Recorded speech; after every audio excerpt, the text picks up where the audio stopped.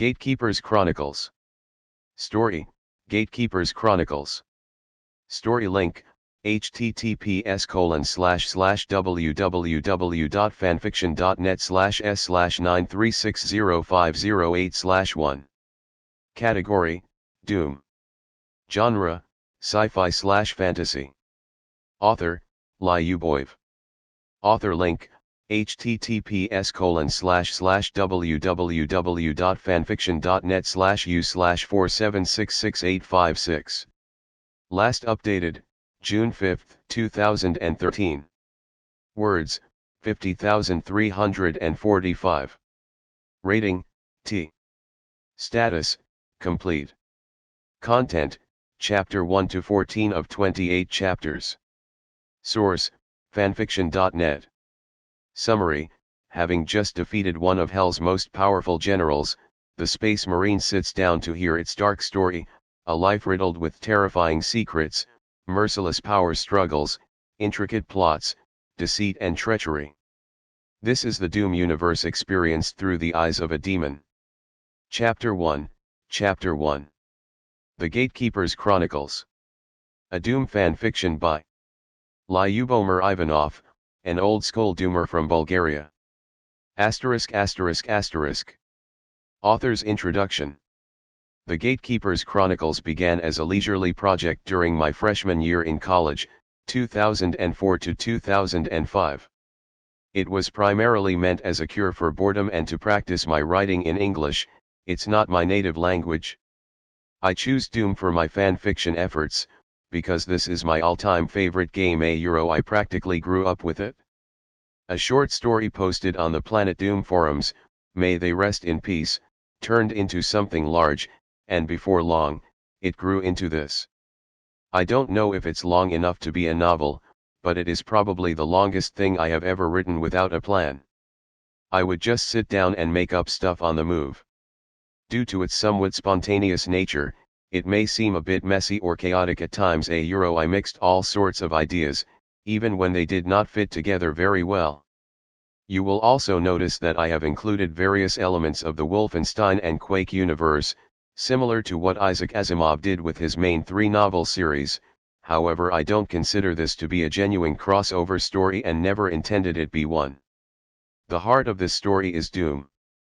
I hope you enjoy reading it. I certainly enjoyed writing it.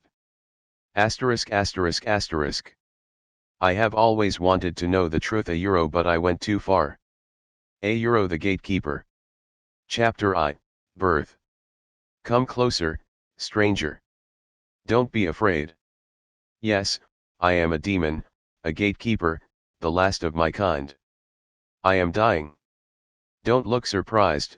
I might look powerful, but my wounds are too severe now, and I would not be able to recover like that last time 20,000 years ago. Things have changed so much since the time I was young. Or perhaps young is not the best term. Well, you humans have a really inconvenient time measuring system, better fit for your short lives than the existence that is inherent to entities like me. Come, and listen to me. My life is fading away, but still I have strength to tell you my tale. The tale of my homeland, Hell, as you, humans, call it. It is a tale of glory, hatred, anger, terror, and perhaps, sorrows. For the tale of Hell is, indeed, dramatic in its essence. And you, Marine, have played roles that even I cannot comprehend. And I feel that there is still more for you to do. How it all began, I do not know. Baphomet did know. But he is dead. You killed him, right? I do remember when I was born. Born. Is that the appropriate word? I am not sure. I will try to make my tale as comprehensible as possible for your crude human language. How can something be born out of nothing? Doesn't it have to be conceived and nurtured as it slowly grows? Those are principles that are valid for any living being, except maybe for those that were spawned in Hell by the whims of their masters. Beings like me. Beings, for which the word born simply does not fit. I would rather describe my emergence into the universe as summoning. I was summoned forth into service by my master, the great demon Lord Baphomet. An entity more ancient than even I, or anyone else, could possibly imagine. I don't know how he came to exist, the universe holds many great secrets and that would be one of them. And I was only sure that he knew many secrets. He was older than anything in hell, and many thought that he had witnessed the beginning itself, whenever it might have been. I remember the first moments, dim red light, distant moans, and a sulphurous odor in the air. I was summoned into existence. I was alive. The thought of that came as a shock at first. When, you ask? Ah, it was probably long before your planet, what was the name? Earth, even existed. So long ago, so many memories and so much pain. And they still hang heavily upon me. I was standing before my brethren, gatekeepers, carrying the duty of keeping watch over the eternal gates of hell. Gates that led to so many places, there are many worlds, you know that. Countless and various scattered throughout dimensions and universes. Or even beyond them. Hell is only one of the many worlds, a more special world though, for it was charged with energies of mystic origin. Energies that made hell the gathering point for the souls of all dead evil creatures across all worlds. Yes, all evil that die violently came to hell to become eternal servants of my master. So as I was telling you, Baphomet summoned us all. We were 13. 13 gatekeepers that were to lead Baphomet's armies into fierce battle when the time would finally come to conquer other worlds and fulfill his desires. What? Ah, I know, 13 is your unlucky number. So you now have an idea about the reason for this, eh? I explored the world in which I was born and I learned its secrets. I will share them with you now, you deserve this honor. ******. Hell was a vast realm. And I think that I should begin with its very basics so that you clearly understand that, which you have fought so much, yet you never fully understood. How could you? Neither side in the conflict between us ever thought that there would be communication and understanding between us. Not that you or we wanted to communicate. We followed our desires, just as there are many truths. Demons had always struck terror in all other races with their determination to achieve their goals and follow their Lord's commandments. And when talking about the infernal denizens, we should start from their places of origin. Demons inhabited 3 primary locations. The monster condo was the home of those of the damned who constantly delved into the dark arcane arts and kept an enormous library there. The condo was situated far to the west of the great obsidian canyons. Apart from its libraries, it attracted demons with its underworld temples and halls of slaughter. It is now gone. Baphomet's death brought demolition to many corners of hell. This is sad, but what is sadder is that I feel nothing when I think of that. The libraries offered much for any who sought knowledge, especially knowledge in the fields of magic and the dark ways of the underworld. The archives kept there were the most thorough source of information that I have seen of all worlds that I have visited. Even I, myself, have contributions to that lost collection as I recorded my journeys to the human world and the things that I learned there. The Pandemonium was home to the many warrior demons that roamed the plains of hell and looked for gates to enter other worlds and revel in battle and carnage. Inside this fortress were great armories, storages of cursed demonic artifacts and treasuries, filled with what our warriors had pillaged over the millennia. I know that the warriors there fought savagely to protect Pandemonium, and yet you managed to survive. Sometimes I respect you, human, for you may be my enemy, but a worthy enemy, one that makes me strive harder. I was not a warrior to enter the fray, and I visited the Pandemonium only a few times. Yet, I was astonished by the collections of weapons there, as well as by the tales of the great demonic warriors who talked with me about their feats on other worlds. The spirits' world was a fiery cave inhabited by embittered souls and evil spirits. Those were hostile creatures that roamed the forgotten halls in their eternal torment. When you, humans, appeared, the souls of your dead were the most powerful addition to our collection. Specimens really wicked and of outstanding quality. The ethereal creatures that inhabited that place had built one of the most powerful infernal temples that I had ever seen. The dark throne it featured emanated energy that felt so sweet and compelling, yet only the ancient archviles were allowed to sit there and conduct dark rituals that strengthened hell and all of its denizens. Besides, few were those who were allowed to visit the spirit's world. Perhaps I should mention the catacombs.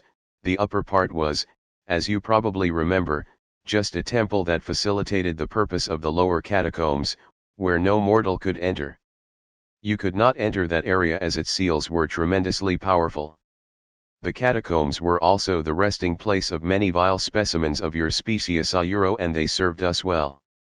In the lower catacombs that I mentioned, roamed the damned spirits of the most evil of you, humans, guarded by the angel of death, an ancient demon with a mysterious purpose in our world, who, for shame, was slain by a mortal. Asterisk asterisk asterisk. There are other specifics of hell, but I will tell you about them later.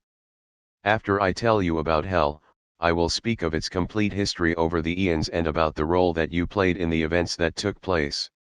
And what will happen next? You will be the one to see the future after I am gone, and I feel that there are more dark things to come, and the fall of hell is certainly not the end of all threats to your world. The earth has always been special. You were the only world that, somehow, knew of hell's existence, though some humans did not believe. Fools. How had you found out about our existence? Religion? Or perhaps the intervention of our enemies from other worlds? I was charged with watching humanity from the moment you appeared as an intelligent race. That was when I was young, so to say. I roamed the earth in the form of a mortal, and I sought your weaknesses. I did so much more than any human can imagine. But, I keep getting distracted. I will try to stay as focused on topic as I can in my current state.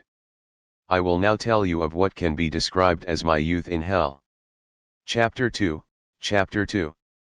Chapter 2, Guidance. In the time when I came to exist, I was not confident in my abilities and I had much to learn. You see, Marine, we are not that different. We have to obtain our knowledge and experience from outside. When I first met my tutor, Lord Baphomet, I felt strange as the honor of being tutored by the great demon lord himself. Well, it was too much for me. What? Yes, it is the same with you humans. And at that time I was not as enormous as I am now. I was the size of a Hell Knight, a little bigger than you, human. And still I could change my size in accordance to the situation that was at hand. I was not bound to the limitations that other beings possess. My physical form could be altered and adjusted as I wished, and that ability improved as I grew older. I was even able to assume the outer appearance of other species, humans included. Under such masks I walked many other worlds, though the earth was the place of my, let's say, special interest. The earth was specifically attractive for all in hell, and its dark forces constantly strived to manifest themselves on that plane of existence. Asterisk asterisk asterisk. My infernal guide and tutor taught me in the form of an ethereal apparition that was always by my side. I was to learn the ways of warlock magic and demon's wisdom at a major construction site at that ancient time. The unholy cathedral was being constructed at that time, and Hell Knights, the mighty offspring of Baphomet's beard, had come from the darkest corners of hell to build the mighty edifice. I was to command a group of those builders and study as I experimented and watched the work of others. That was my first real task, and I remember it fondly. Imps were charged with the supply of materials. From the obsidian canyons, they brought crystals and metal, riding on the backs of demons. You called them pinky demons, a name that I find rather annoying. My first true test was to create a sacrificial chamber that would serve to gather the blood of hell's wretched victims. Those victims. I haven't seen them. Only once I had a glance and saw a strange-looking creature that was in terrible pain and struggled to go away from its tormentors. One of them lost patience, and simply ripped its heart off. When the chamber was finished, I realized that by observation and taking part in the work, I had grasped the most basic principles of warlock magic and necromancy, principles that would serve me well later as I advanced in power. I also worked very hard and had gained confidence in my abilities. I got to know the other species of demons and what they were capable of. And I also realized that the path to power is long and hard, and there was still much for me to learn before I could assume my place in the great scheme of all things. Asterisk asterisk asterisk.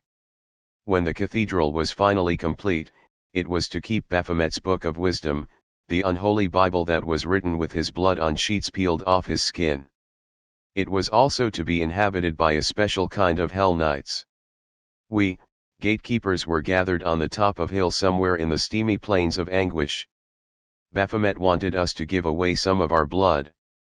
This was my first encounter with pain. The dark blade cut my flesh and my blood was spilled into a golden pot. Then I saw that the hell knights that were chosen by Baphomet would drink from our blood. Their bodies became bright red. Their eyes shone with supernatural green light.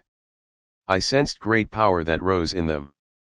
From that moment on, they were to be known as the Barons of Hell. Powerful warriors and magi, created by Baphomet's mere whim. After that painful experience, I was sent to the volcanic temples of the Mountains of Madness. There, I was taught by one of the oldest cacodemons, I cannot remember his name anymore, the wardens of those who would be tortured for eternity in pits of boiling tar. I read huge tomes about the worlds beyond my own. About gates. About controlling those gates, the privilege of gatekeepers. I also studied vast tomes of demonic knowledge, as I had to know everything about the inhabitants of hell if I were to summon them to battle. Even though I had a new tutor, I could still feel Baphomet's presence close. He was watching me, as he watched all other gatekeepers, looking for the one worthy to be his most trusted lieutenant. I had to give blood many more times. The barons of hell were getting more numerous and more powerful. I got used to the pain and didn't notice it anymore. I had grown experienced and more confident.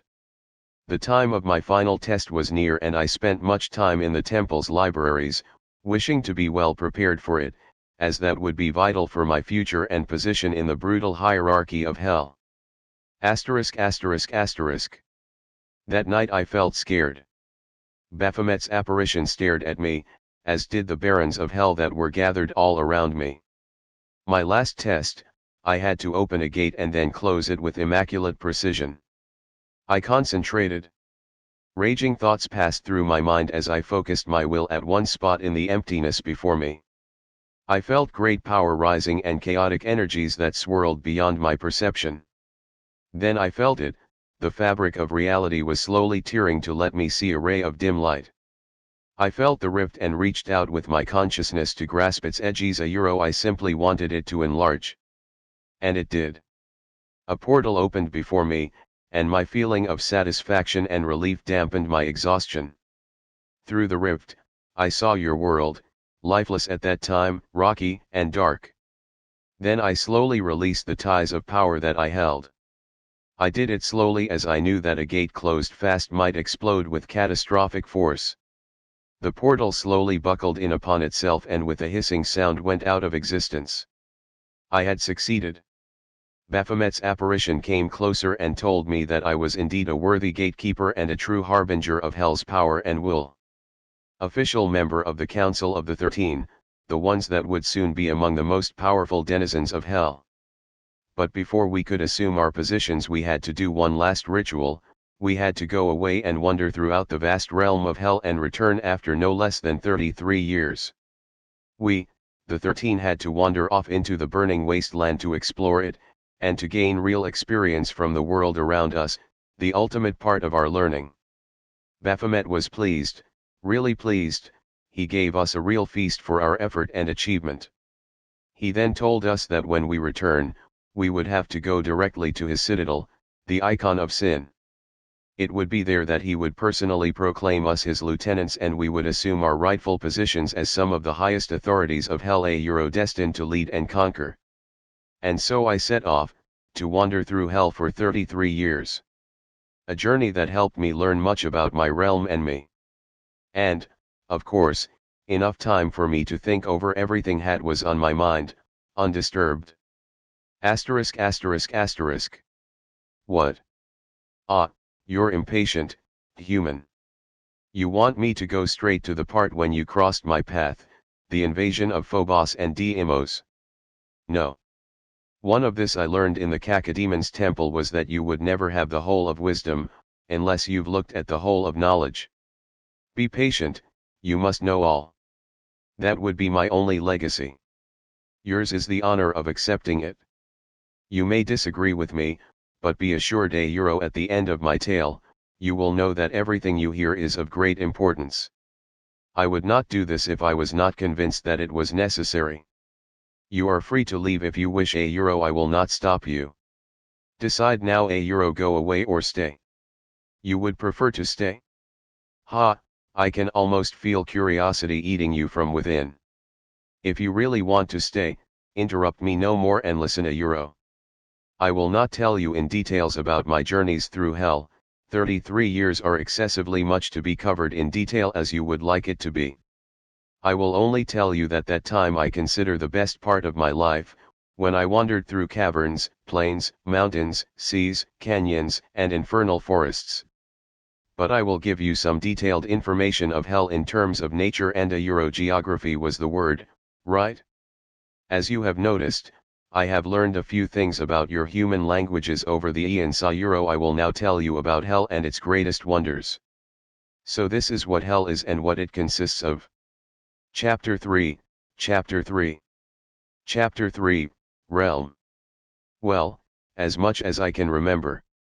You have been to hell twice. No other secret visits? Indeed, twice. And you survived both times. I was quite impressed knowing just how weak and pathetic humans can be. Impressed ever since you made it out of this and didn't lose your spirit even after you saw that the earth is invaded.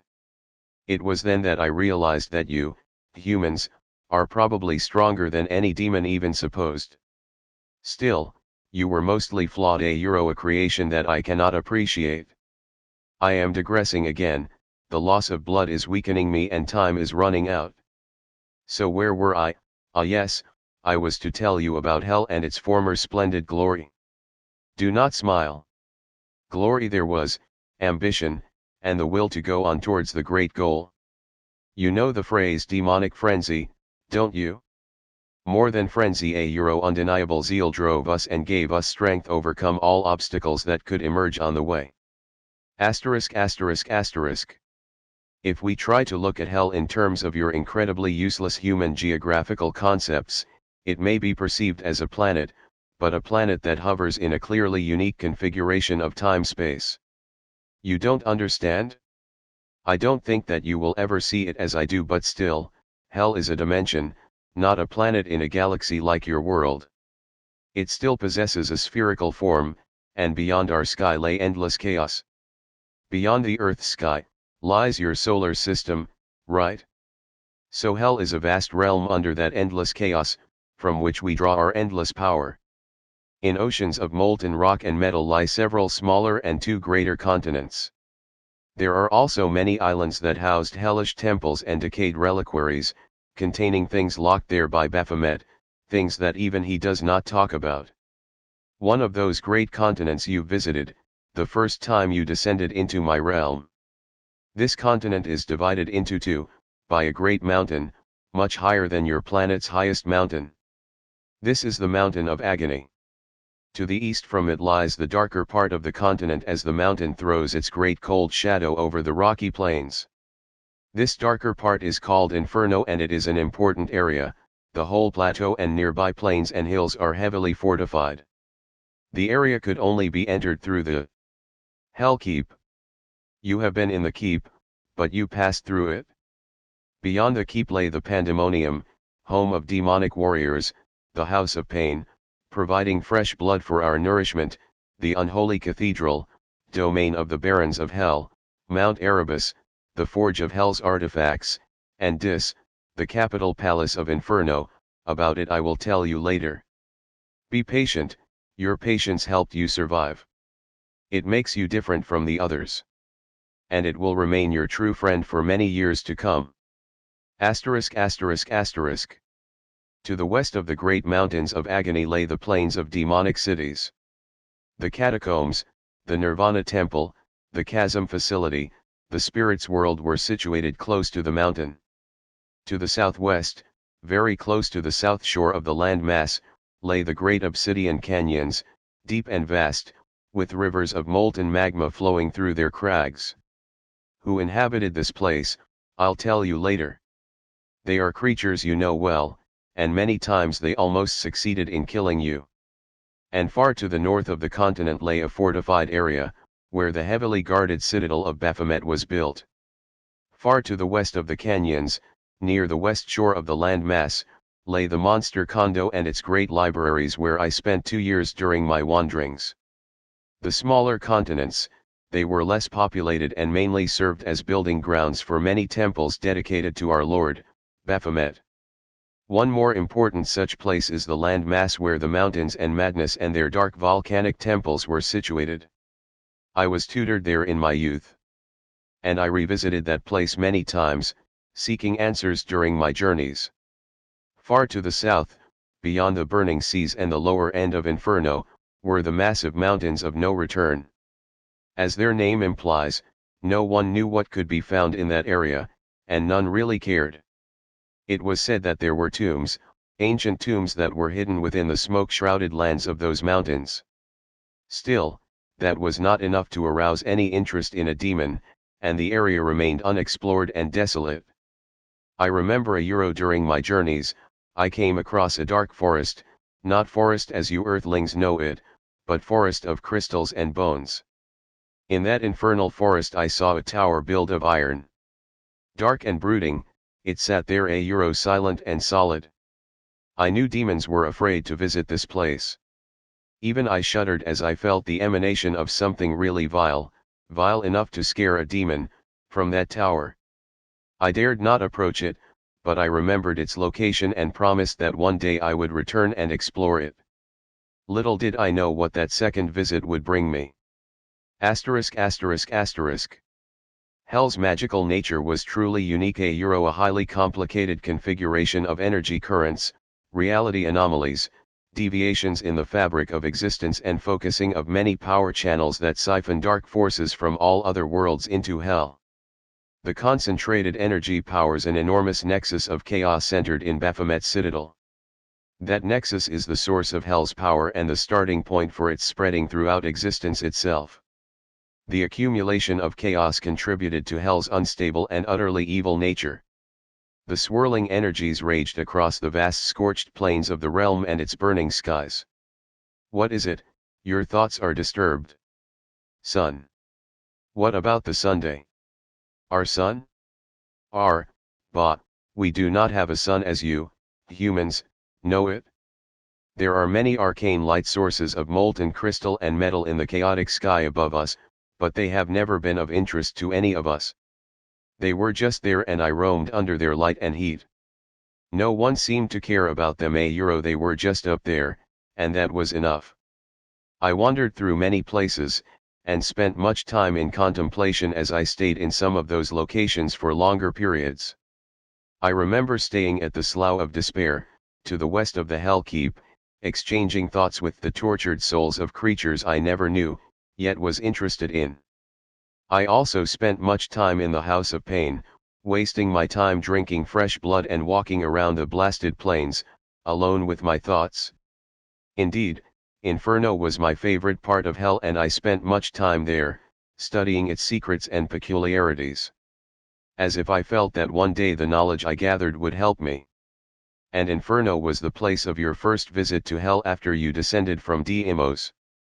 You know, Deimos is still there, hovering above Inferno, lifeless and ravaged by demons and your outbursts of plasma gun shooting. You're how was it? Human language is so barbaric, isn't it? Trigger happy. Yes, that's what you are. At some places, you inflicted more damages than even our warriors did. It is a wonder how you managed to survive with an unstable psyche like yours. Asterisk asterisk asterisk. On your second visit, in the area to the west of Inferno, you saw some places that are not indigenous to hell. I will tell you later about those places, areas of great evil that hell consumed over the eons. You are curious about history? Enough with the geography lesson? Fine, I will go back to the tale of my life, and tell you about my first true battle with another species. Chapter 4, Chapter 4. Chapter 4, Encounter. This happened at the time when I had finished my wanderings through hell and went to Baphomet's citadel, the icon of sin, where I would be proclaimed his lieutenant together with the other 12. You have seen my lord, Marine, and you know how he looked like. The ceremony that took place was long and sophisticated, and I would not go into details, time is running. Hell was getting stronger and the time for conflict was at hand. It could be said that we wanted conflict. Our lust for slaughter and pillaging was enormous, and our patience was running out. You had the opportunity to see our armies, and the destruction that they left in their wake. You also know that our army was supported by merciless undead servitors, vicious spirits of the vengeful dead, and cybernetic constructs that look as if they have crawled out of your worst nightmares.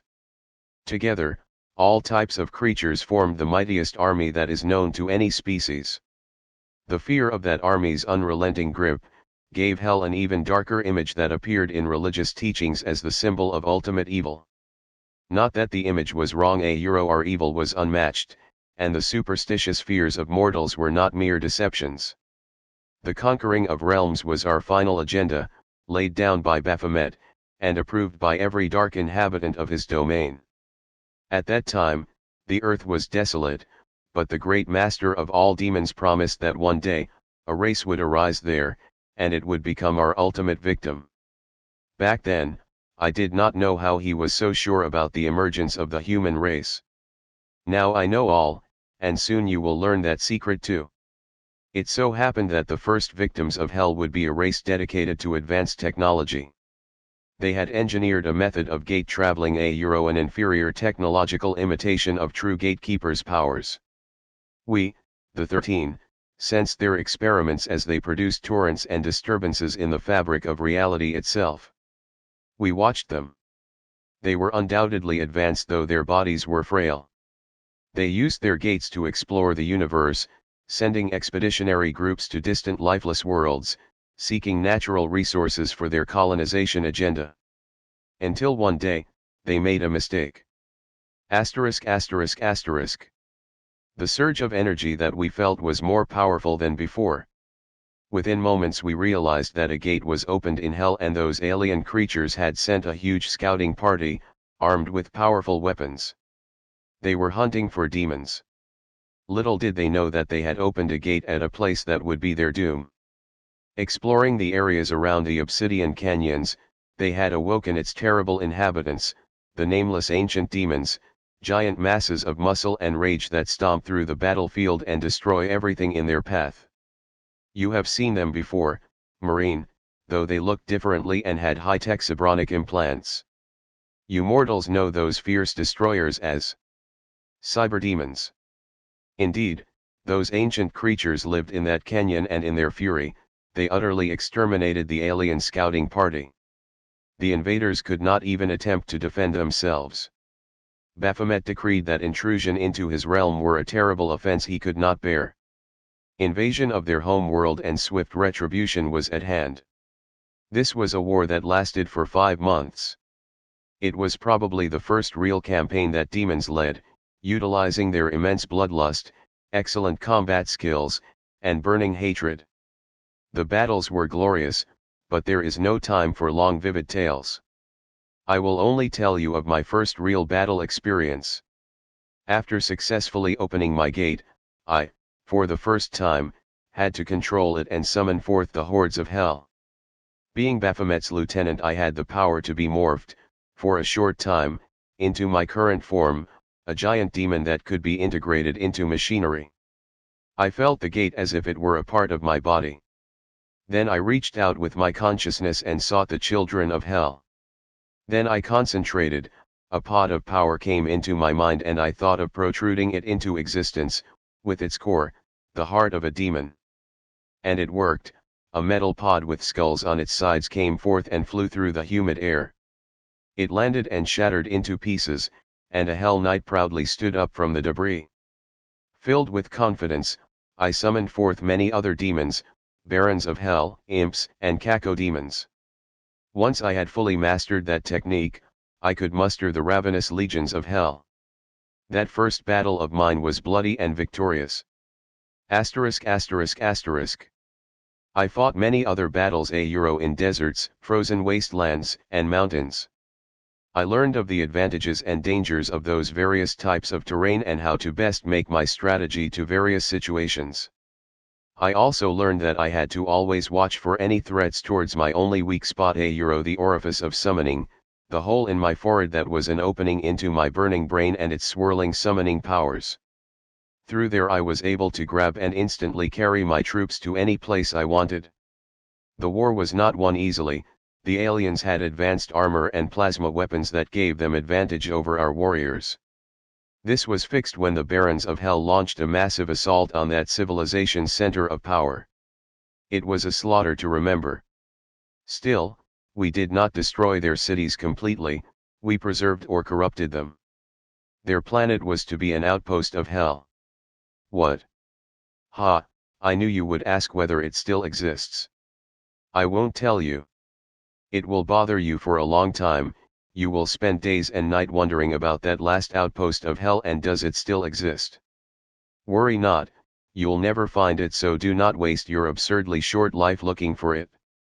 The universe is vast. In the final battle to claim their world, we, gatekeepers, had the duty to summon forth more and more hordes of demons. We were attacked several times, but those aliens did not know what our weak spot was, the orifice of channeling that is on my forehead. They tried to win with power, but we won with numbers. Their defenders were literally drowned in the waves of our invading forces. Soon afterward, my warriors spread through the city and hell did break loose. It took us 2 months more to wipe out all residual resistance and dominate the planet. With the conquest of those creatures, we had gained experience, their planet for a new outpost to build and, most important, their technology. Technology that would make us much more powerful than ever before and change the way we wage war by adding some important additions to it. I will now tell you about the new things that came to hell with the conquest of that alien race. Chapter 5, Chapter 5. Chapter V, Emergence. At that time, Baphomet gathered some of the gatekeepers and sent them to fulfill a special task. They were to plan and help build a great technological facility at the chasms of a natural fissure in the crust of hell. Maybe it was for this reason that this factory was named the Chasm. You remember it, Marine. There were many times you nearly fell in that same chasm. I was not among those who were building it. A few of the other gatekeepers and many of the Hell Knights and the Barons of Hell have engaged in the assimilation of the stolen technology, and the construction of the site. I also knew that there would be feasts and pride with the memorable victory, but I could not be there. I had a more important mission that will intrigue you greatly. It was at that time that a primitive civilization emerged. That civilization played a crucial role in the history of hell, and you know very well who they are. The humans. Your appearance in the universe was expected and the result of many events from a very distant past. How exactly your race appeared it is unknown. Your scientists have always resorted to ridiculous theories of humans originating from animals. Such a notion would have been insulting to any other intelligent race, yet your brethren seem to accept it another human feature that I could not understand. Suddenly, and quickly, your people started developing their primitive society, and formed the first real empires on the face of your planet. At that time, you had several mighty civilizations scattered throughout your continents. The one that caught our attention was an ancient people that inhabited, South America, is it? Yes, their name was the, I never really learned it. Human names are not important to me. Those people had an inclination towards the worshipping of demons and their infernal home. My mission was to visit them, in corporal form, and ultimately bring corruption and darkness to them. My first special assignment. So Baphomet morphed me and cast me down into your young world. I had the freedom of exploring your species and learning of your strengths and weaknesses. Your civilization was at a low stage in those years, and I knew that I could easily make you obedient through the demonstration of power. Intimidation and rewards for the loyal would be the perfect tool for me to manipulate the primitives, and having these thoughts in mind, I entered your world, seeking to meet them. Those ancient people were not quite polite with me at first, but soon they were afraid of me, after I demonstrated my power by incinerating one of them alive. Their high priest realized that I was the promised one, the emissary from hell that would have to come and give them great knowledge and the dark power of hell. And I set on to give them knowledge. Asterisk asterisk asterisk. I taught those helpless people many things. Necromancy, human sacrifices, demon summoning, corruption of the soul and more. They accepted everything with surprising joy and novated copyright, falling deeper into the darkness that I had prepared for them. By their help, we now had a steady flow of evil human souls that were to be hell's greatest asset. I was the ruler of those people together with the chosen council of the most powerful necromancers. It was them that created the first of the new type of hell soldier, the former human. Those undead servants were relentless warriors, and we could raise even more from the bodies of our slain victims. It was an age so dark, and your tiny-brained historians suspect nothing about it. And if they knew, they would wish they never found out about it. Humans do not accept easily the thought that they had been manipulated by greater beings. Under my guidance, those ancient people were to build the greatest outpost of hell's power on earth, the Temple of Darkness, the same temple you passed through yesterday before you encountered me. A great temple of black marble it was, surrounded by fortifications of bone and flesh. And the trench around those fortifications was filled with human blood, preserved fresh by my powerful spells that stay even today. The meat was still fresh, right? It was in this temple that I conducted my experiments, and created the blur orb, the artifact that allowed you to become invisible when you used it. Yes, that same blur orb. Baphomet was excessively pleased with my discovery and gave me even more power as he saw the strength of my loyalty. Artifacts and arcane knowledge were gathered and stored in the temple, the city around it grew, and more people came to bow before me, and hell's darkness, every day. The Temple of Darkness itself was a huge compound of buildings, a tower, and a huge underground network of crypts and caverns where I stored the infernal artifacts I had brought with me, and kept archives of many secret dark things that would remain, waiting for the day demons would return and conquer the planet. That temple was the foundation of something greater that would be built in the future, the coming age of chaos, of purification that would change existence itself forever. The ornamentation of the temples was something unseen on your planet and filled all who would see it with awe and admiration. The great cities and dark temples that we built instilled fear and reverence in the ignorant human tribes.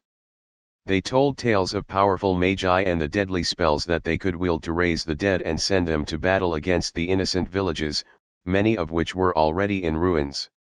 The jungle itself, as if infected by a foul force, was spreading and consuming all traces of human civilization in its path. The rumors of a creature from beyond that ruled that evil empire kept the locals from attempting anything against us. I enjoyed inspiring fear in the primitive humans and made sure the darkest rumors were carefully distributed all over the continent. Still, there were many adventurous fools who tried to sneak into the Temple of Darkness and witness its secrets. Those individuals were killed by the fanatical sentries who kept vigil over the dark tunnels. Asterisk asterisk asterisk.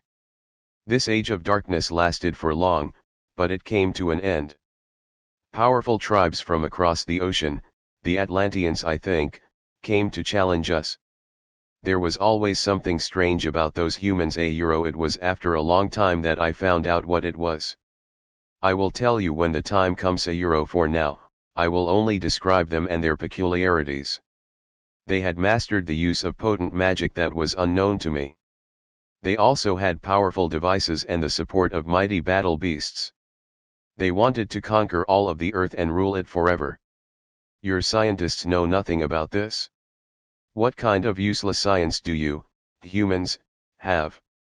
I always thought you had the passion to delve in your past and study it, yet your knowledge about it is erroneous and incomplete. War broke out. Terrible battles that lasted for years. Both sides lost much and the land was ravaged. It had to come to an end. Baphomet's will was that Hell's influence on the earth remain secret. Still he wished to destroy those Atlanteans as they rivaled the power of Hell itself. So my lord gave me instructions. Instructions of a powerful spell of destruction. The spell's nature will remain hidden to you, human, but the result, it is obvious. Atlantis was destroyed and forever lost under the ocean, the end of a whole chapter in human history. I was exhausted. Baphomet felt this and decided that we had enough knowledge of the earth already. And the flow of vile souls was steady. So I left your world. I summoned demons to eradicate all who knew me, the tribe that I ruled. Their cities were destroyed, the temple of darkness buried deep under the soil. The necromancers' bodies were locked away in a secret tomb. You passed through this tomb early in your quest to find me. I think your scientists called this tomb the Aztec. Doesn't matter for me. We locked them in the tomb so that one day, should I return, their power could be used for Hell's purposes. I returned to Hell, where Baphomet gave a week-long feast in my honor. He was pleased with what I had done and gave me rest. A long vacation I spent in Inferno, contemplating on what I had done. I was glad that I had the opportunity to learn much about the nature of humans, about their fears, strengths, and weaknesses, abilities, and ways to be manipulated. I got excellent experience as a ruler and overlord of armies that brought me many victories and loot. My confidence in myself was stronger than ever, and my brethren looked at me with growing respect. Ah, you wanted to know more about the technology? Yes, when I returned to Hell, the chasm was already complete. And now I will tell you all about what was produced inside. Chapter 6, Chapter 6. Chapter 6, Technology. The chasm, as you know from your visit, was a great factory in which Hell's mighty cybernetic warriors were brought to life. It could not have been built without utilizing the technology that we claimed from that first alien race that we conquered. What we assimilated was their advanced knowledge of cybernetics and genetics. Over a vast abyss of toxic vapors, we built the great factory. I was there and watched as the fruits of our conquest developed into something of great value. The chasm was a compound facility. It consumed a lot of energy and therefore needed its own energy source. Such a source was crafted by the infernal smiths of Mount Erebus. A great crystal encased in rings of arcane metals that were used for the most powerful of warlock spells. That source was installed deep beneath the deepest bowels of the facility. On the upper levels were the great chambers where metals were melted and chemicals blended. There was a tower through which the streams of toxic waste passed so that metal and mineral residues could be extracted and used for specific constructs. The great control room was set close to the cargo bay where the raw materials were received. From there the whole process of production was controlled and the designs for the various constructs entered into the memory of the infernal machines that navigated everything with cold precision. To safely dispose of all the toxic waste that was produced, the factory was set above the chasm, where all slime and corrosive sludge went. In time, the chasm was filled with vile substances and became a source of powerful poisons that were used for much of the arcane research that was carried out in Hell. Yes, there was research of weapons and defensive equipment. We never fully developed the chemical weapons that we planned to create. If we had succeeded, humanity might have met a different, darker end. That slime was also good breeding ground for many types of abominations. Mancubi and cacodemons were quite related to that venomous pit. The foul vapors that rose from it attracted many kinds of vile creatures that were subdued by our vile powers and used as loyal guardians of the facilities of Hell. The chasm became the greatest technological facility of my realm. The House of Pain was also a place of high development as it served the dual purpose to provide food and emit pure pain into Hell's atmosphere, strengthening the arcane powers that abounded everywhere throughout the realm. Those powers were enhanced by the presence of a wide variety of minerals and metals that had powerful magical properties. Enriched with those materials, Hell's crust emanated raw magical energy that had a large impact on the demonic species that abided the infernal planes, and allowed powerful spellcasters to arise and weave their intricate spells with ease and accuracy. The feeling of all that power flowing around me was great. I felt strong, confident, and full of will to live. You, human, are not attuned to the powers of magic, you cannot feel what I can, and you can never know what it is like to have that power in your grasp and be able to bend it to your will or whims. Yet, in the chasm another power was utilized. The power of the defeated aliens' technology and experience that we claimed after crushing them into extinction. Our army's power grew as it had never grown before with the aid of those aliens' wisdom. Their genetic knowledge had brought those creatures to a level at which they could produce anything organic within hours. Baphomet's plan was of cybernetic warriors that would be driven by vengeful souls. So we started producing brains. High-quality brains, programmed to possess great logical and analytical potential. And those brains were empty, no consciousness or soul to command them. Ready to use as we saw fit. And I was given the honor to choose what souls would inhabit those brains of our future warriors. I spent a long time in the souls libraries in the monster condo. Souls are kept there in crystal containers. All kinds of interesting specimens. What I needed was quality and quantity so that many warriors could be produced. And I came upon the souls of the fallen ancient Atlanteans, the ones I fought against on Earth.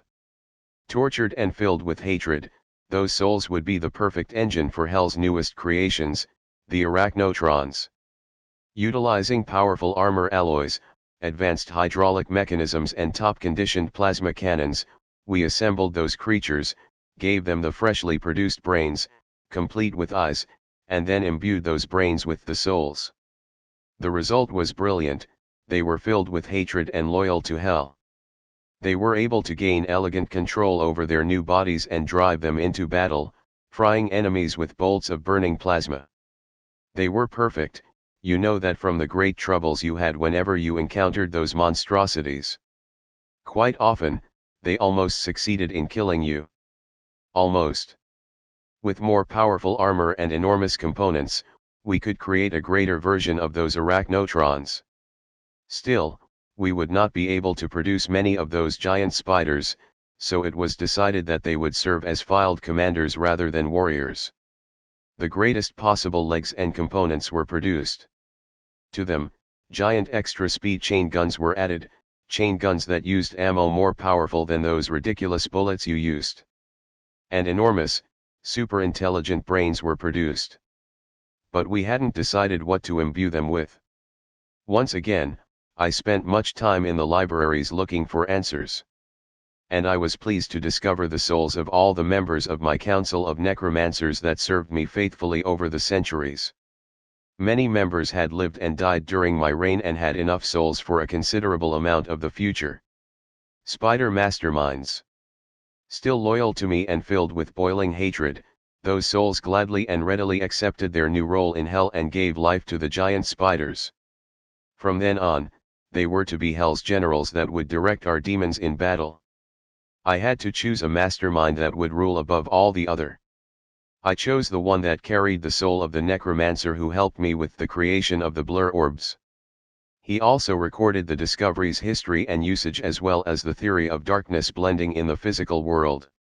All this knowledge was kept in the form of a great black tome that I will not tell you where it is, you're not prepared for such knowledge. That necromancer was also the first to try out a blur orb. The first orb was too powerful and the invisibility effect did not wear out.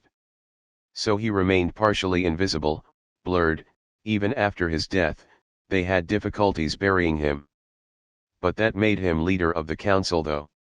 Anyway, he was chosen to be the mastermind of the masterminds. With this duty came the responsibility to rule over Inferno from the fortress of Dis. This is the first mastermind you encountered, human, in Dis. And how damn lucky you were to face the mastermind's leader and defeat him. And one final implementation of the alien knowledge was the creation of the cyberdemons. For in their nature it was the impossibility to walk a world other than hell. We had tried to bring those nameless ancient demons to other worlds, but they quickly lost their strength and eventually died. Technology solved that problem.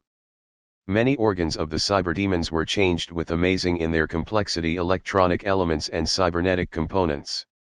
The new cyberdemons could now walk other worlds and bring swift wrath to all who defy hell's will. We also improved those demons. A strong heavy metal leg and the powerful rocket launcher made the cyberdemons our ultimate prophets of destruction. The chasm also produced metal alloys that were used in our buildings and fortifications. Sophisticated devices increased the efficiency of our activities, and we were able to expand the range of the weapons that we used. Technology was a very beneficial addition to our arsenal, and with it, hell became even stronger and more threatening for the mortals that trembled in our shadow. I fondly remember of that time of progress, now that you led to our ruin. No chasm is large enough to contain the anger that arises within me, at the thought that everything is lost. Back to the tale of my life via Euro. In later centuries, I was again involved with the Earth and humanity. Here is what happened. Chapter 7, Chapter 7. Chapter 7, Rise. It was at that period that hell's power grew immense and the infernal armies were shaped to the legions that you fought against. I am very old and possess great knowledge, but it is still a mystery to me how could you, single-handed, defeat whole armies of hell and their masters. How could you do that, only you, with your frail human body, low-quality armor and imperfect human weapons? How? Questions without answers. Even you cannot comprehend that. Even you didn't believe for a second that you have gone as far as you have. On this, we might contemplate later. It may be true that I had not assessed the strengths of humans correctly, as I, just as every other demon, have always thought of mortals with contempt and outright mockery. We could not suppose that you could actually put aside your human weaknesses and fight just like the champions of other races. The strength of our armies was in their single-mindedness and determination to achieve their goals, no matter the cost. On the other hand, I have seen humans being treacherous, or running away driven by fear, thus appearing to be an inferior force to our legions. I had also been very astonished with your passion of fighting among each other. All wars on earth were fought between humans, maybe because you never encountered another race that would unite you, the way you were united when hell invaded. But I am getting distracted. I was to tell you about my missions and the Earth. My second visit to your rather unpleasant planet was many centuries after my reign in the jungles of that southern continent. I was to test my newest skill, the skill of devouring. We, the Council of the 13, had detected a place of potent evil somewhere on, give me a moment, somewhere between Africa, is the name correct, and Asia Minor. Some desert area. A great ancient human kingdom was there, a powerful kingdom, but corrupted. Its kings were vicious and ever hungry to conquer new lands and dominate over the rest of your kind. The name of that kingdom I have forgotten. Not that I care about it. Hell's attention was attracted by some mines. Those were mines where precious metals and gems were gathered. You are puzzled. You don't know how such a place can be evil? Oh, trust me, human, it can be. The purposes of those mines were foul. The treasures dug from it were used for evil purposes, supporting black magic, funding of armies that would spread over the continent and slaughter millions. And other purposes which I will not disclose. There are things about human history that you'd better not know. My mission was to devour the mines, use powerful force fields to tear away those mines from the earth and send them to hell, where they will be used well. What? Ah, yes, what I was about to do was similar to what happened to Demos, though some different magic was used then. And so, I manifested myself upon the earth in the guise of a simple traveler. Your civilization was starting to advance, the great age of Atlantis was long lost, but you were still doing well enough for a primitive species. I found those mines, and during a dark night, I started my dark ritual. The mystic symbols in my magic circle glowed with eerie light as I cast my incantations and summoned great infernal power, shaping it into a magic field that would produce the desired effect. A bright flash of light, screams of terror from scared humans, and then silence. A great canyon stood before me, a canyon that wasn't there a few seconds ago. The mines were gone, together with a large piece of land. Before going back to hell, I spent a few additional days on your planet. I was strongly tempted to visit South America once more and once again feel the power of the Temple of Darkness that was buried deep under the cold earth. But I managed to restrain myself and spent the last days trying to teach some tribe of nomads in the ways of human sacrifices. Again, I was surprised by the readiness with which your brethren were ready to slaughter each other, instead of being united against the hostile world they lived in. Many demons thought that self-destruction was innate to your race, and that could only help us destroy you. I think that our invading forces would have had more difficulties if you were able to quickly unite and respond to our assault. I leave it to you to think about that, and I do advise you to think about it if you care for your race. Digressions, I really should void them. So, what happened next? When I returned, I had to take care of Hell's newest asset. You remember your second journey in Hell, human? Yes, the abandoned mines you passed through are those same mines I am telling you of. They were very useful as all those metals and gems inside were imbued with evil and dark foulness. Once in Hell, those energies emanated with great power and strengthened all who dwelled the realm. We also made good use of the workers, some fresh meat and blood make for a good feast. And the corrupt viziers that were personally overseeing the mining operations. Yes, they did. The king's viziers were there to make sure that all riches will be collected and brought to his foulness's treasury. Those fat greedy men were morphed by the infernal energies of Hell into putrid corpulent demons known as mancubi. Yes, those same mancubi. Got any other stupid questions? Their greed and gluttony were enough to spark that transformation and curse them for all eternity. The evil of the viziers was great. That's why every mancubus could be reproduced by using a specific magical ritual. And we did spawn many more of those blobs of grease and slime. Baphomet gave me the honor of choosing their purpose in our army. And I implemented an old idea of mine. I ordered my minions to attach powerful flamethrowers to those monstrosities' limbs. Their mass was enough to keep them stable in position, and thus my plan for a double living flamethrower came to fruition. You have had quite some bad time with those demons, haven't you?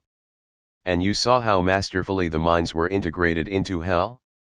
Trophies of other worlds were a valued asset that we kept as a symbol of our triumph and domination. Many alien things were consumed by Hell, temples, machines, spaceships, tombs, and even a statue from the ruined city of a civilization that we had exterminated. Other trophies and loot was stored in treasuries and vaults, all kinds of objects could be found there, from skulls and bones, to tomes and enormous precious gems. Of course, there were also demonic archives that depicted, in detail, our victorious battles, and memorable conquests. Some of the armies that we encountered carried splendid battle standards and banners, and we had a formidable collection of those, a grim reminder of all armies that were crushed under our merciless advance.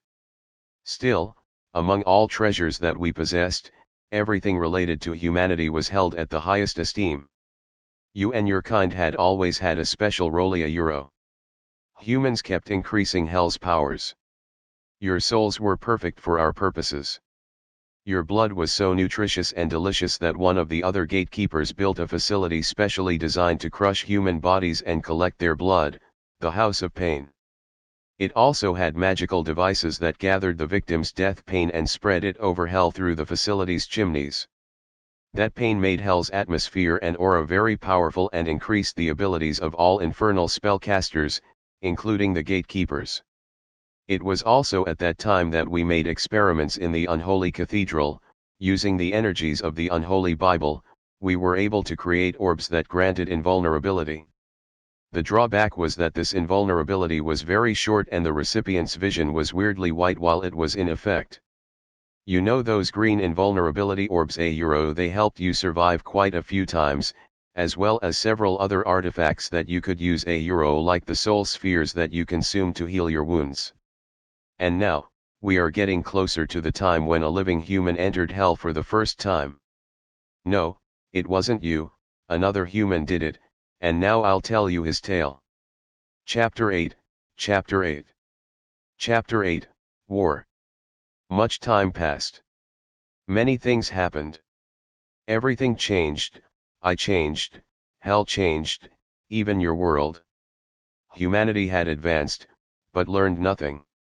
Evil was still strong with your kind, and it manifested itself in a form that no one expected.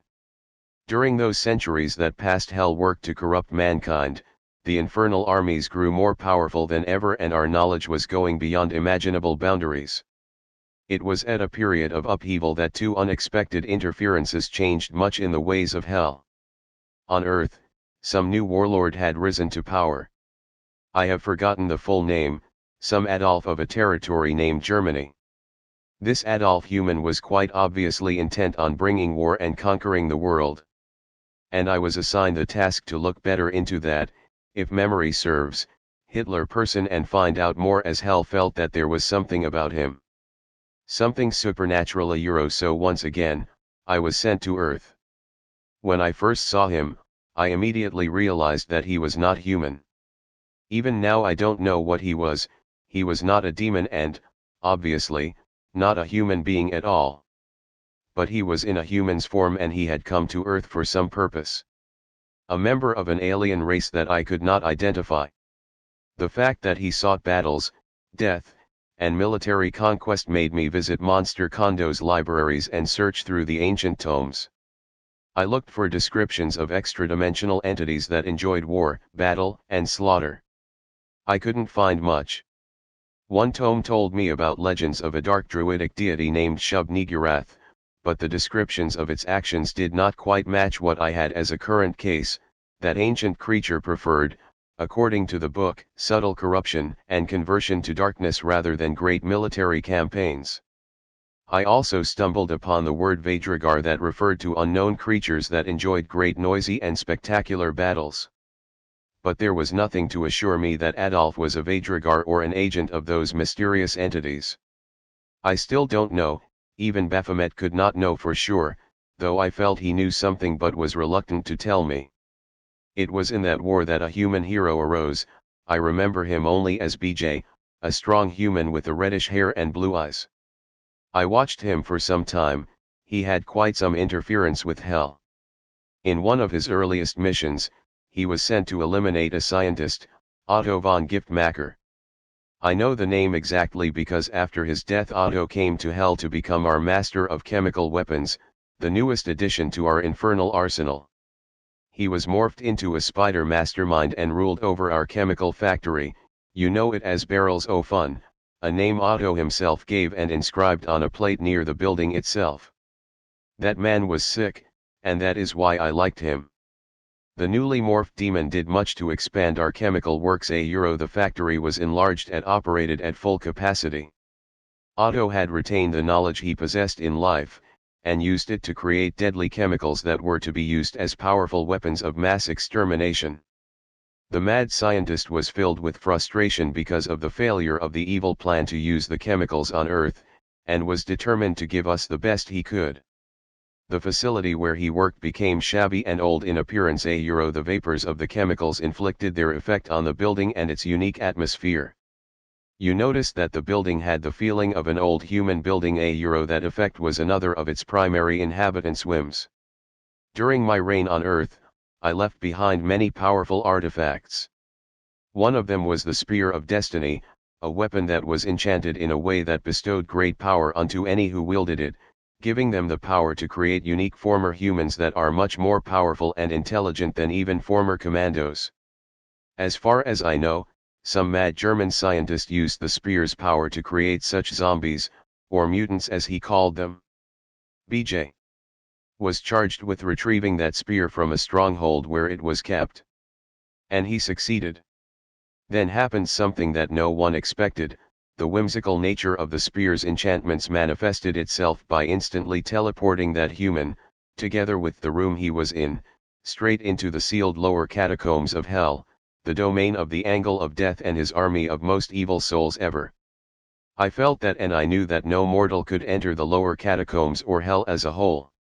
I did not pay much attention, as I expected the Angel of Death to quickly add the human's corpse to his considerable collection.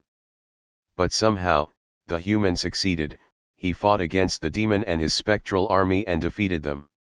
The magical storm that erupted sent him back to earth, and hell was left stunned with surprise. Baphomet was furious. Many lesser demons he executed that day. Such an offense it was for him. I still don't know what was so special about the Angel of Death. He never left his sanctuary. Still, we, gatekeepers, managed to appease our master by preparing a special burial chamber. You've seen it, in the upper catacombs. From there, the Angel of Death's relics would emit magical power and strengthen hell's magical defenses. That BJ human also managed to slay that disturbingly mad scientist, Shabs. He actually did well. Shabs's soul, not surprisingly, came to hell too, and he worked a lot to improve former humans. Even without the Spear of Destiny in his possession, he was able to create the vicious former commandos, some of your toughest adversaries you encountered on your private crusade, Marine. He also invented a substance that heals demons well, a mixture of blood and toxic slime. He also created some drugs that make demons frenzied and improve their combat skills. His soul mysteriously disappeared after you killed Baphomet, and I don't know where he is, but I have a feeling that he seeks vengeance to mankind and he will not stop at anything. As your human war was nearing its end, that BJ guy managed to sneak into Hitler's bunker and assassinate him. He didn't feel that there was an invisible presence in the room. I was there, watching their final battle. And when Adolf's soul left his crushed body, I clearly saw that it was not human, but I couldn't look at it better, for it immediately used unknown magic to warp itself into another dimension and escape the underground chamber. I tried to follow it, but I failed. This is a mystery I will never unravel. You see, that human was a great hero, just like you. For some time I even thought that there was some relation between you. After the warlord was slain, that war as brought to an end, and your race started recovering its shattered world, feeling like they had just awakened from a dream. After that time things settled. Many more years passed, you humans advanced, went to your moon and were preparing to go to Mars. It was around that time that your space exploration was divided amongst a few very powerful human corporations that were engaged in a fierce war of competition, a war that would be won by the first one to set up a colony on Mars. One of those competitors was the Union Aerospace Corporation. Chapter 9, Chapter 9. Chapter 9, Ascent. To my surprise, you humans seem to be advancing pretty well with your technology. The first colony on the moon was an impressive achievement for a species that could hardly stop fighting amongst each other. Don't look at me like that, you know it is true. The major corporations were competing for space dominance. You know that. But what you and the rest of humanity did not know was the way they carried out their struggles: espionage, sabotage, night assaults, kidnappings, and murders.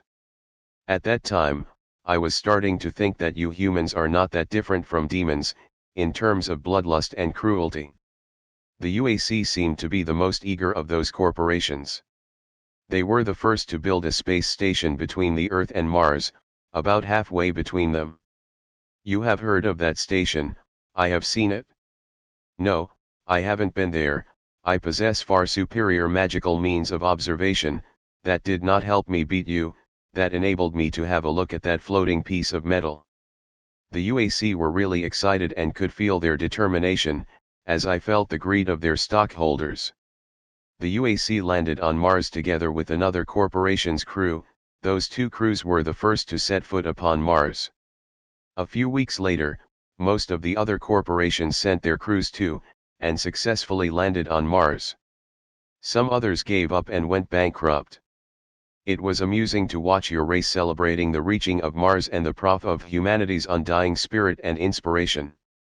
That was pathetic. It only made me think that your overconfidence would be the most powerful weapon that hell could use against you. Confidence is an asset only when it is moderate and in proportion with your true abilities. Do not frown. You and your race need to learn a few things for the sake of your success and survival. The UAC won the space contest, and had the right to feel superior. They landed on that small planet and left a memorial sign there. Since then, the contest was different. The one who could first build a large operating colony on Mars, in those harsh conditions and so far away from Earth, would claim everything. But Mars is far away and resources were sparse. The corporations tried to invent technologies that would facilitate profit-making and enable them to achieve the so longed-for colony. All those activities grasped Baphomet's attention, and he summoned us, the 13, to a council. We gathered in his throne hall and waited in silence. He then spoke to us and initiated our discussion of a subject that had been bothering his mind for long, the conquering of Earth. It was apparent that its conquest was of great importance. If we could claim it, Earth would become our greatest asset ever. Charged with mystical energies that humans could never understand and possessing unique traits, the Earth was to be our ultimate battlefield. The humans, who somehow knew of hell's existence and constantly preached about its foulness, would fall before our mighty hordes and fuel the infernal war machine. The problem was that because of Earth-powerful energy fields, the opening of a great portal was very hard. Small portals could be opened, but for a large one we would need to perform a sophisticated ritual. And that ritual had to be performed on a piece of Earth's universe that has been brought to hell very recently. The discussion was starting to transform into a quarrel as we tried to impose our ideas. Baphomet just listened with a twisted smile. He then laid out his plan and we all realized how simple and efficient it was. The plan was to wait for you to establish your colonies, invade them and establish our first outpost in your universe. We would then go on with the preparations for the ritual, and when it is finished, the demonic hordes would invade the Earth and put an end to humanity. A few years later, the UAC made a discovery that set the events in motion. They invented the technology to transform humanity's toxic waste into fuel or drinkable water. Being a monopolist in the field, they were able to swiftly eradicate all competition. Their way to Mars was open. And a few more years later the first colony on Mars was established. There, UAC's facilities were safe from the prying eyes of spies, or the destructive actions of saboteurs, and the production that brought unprecedented profits began. The colony became more important than even UAC Central on Earth. It quickly grew in size and population. The original living quarters were expanded with production facilities where the new technology was used to produce the company's enormous profits. A whole city appeared on the surface of Mars, towers rose above it, and tunnels went deep underground. That city had its own power plant, and air purification facility. Its number of inhabitants grew with every new transport that brought more workers and scientists. Marines were also stationed there, keeping order and security. Soon, the new city of Mars became self-sustaining and autonomous. The colony was successful, and that drove them to try to establish one on the moons of Mars. They decided to create a special research complex on DMOs. The buildings they created were crude but still provided for a base where they built a refinery that would transform toxic waste into pure drinking water. They also built some advanced high-tech buildings where they were to conduct experiments that were unannounced at that time.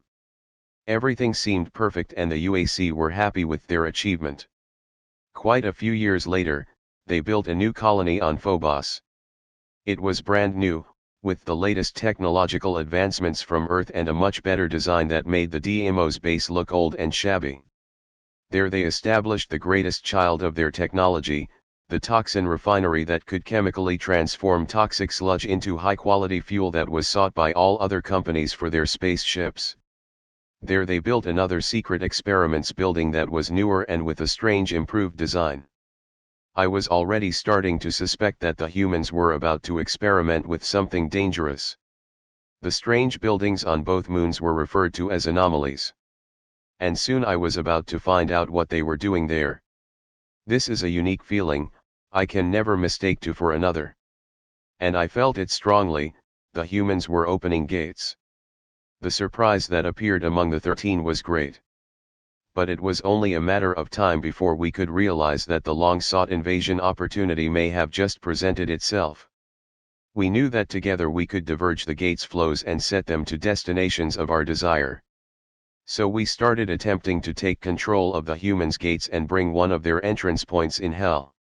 Our efforts made the gates unstable and the humans that were sent through the gates returned back insane and suffered a major body explosion. Some of them exploded on exiting the gate and gave the scientists a shower of blood and flesh. We feared that the gate's instability would make the scientists suspect that someone is interfering with them. We had overestimated them. Scientists did not believe in hell and they could not imagine that our attempts to control their gates were the cause of the accidents and the instability. Some time was needed for the 13 to attune to the configurations of those primitive gates, but we were prepared quickly. We were amused to watch your scientists between the attempts to understand the reason, and the denial of the existence of accidents that troubled the bureaucrats.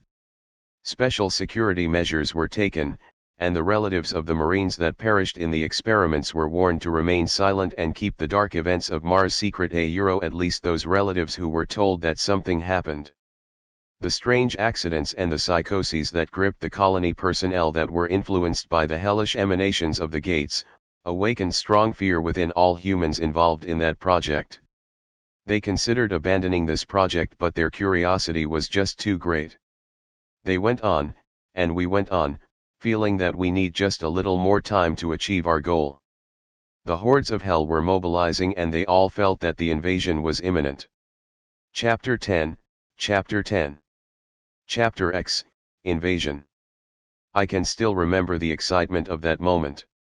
We were about to invade one of the most special worlds we've ever encountered. You don't seem that enthusiastic, do you?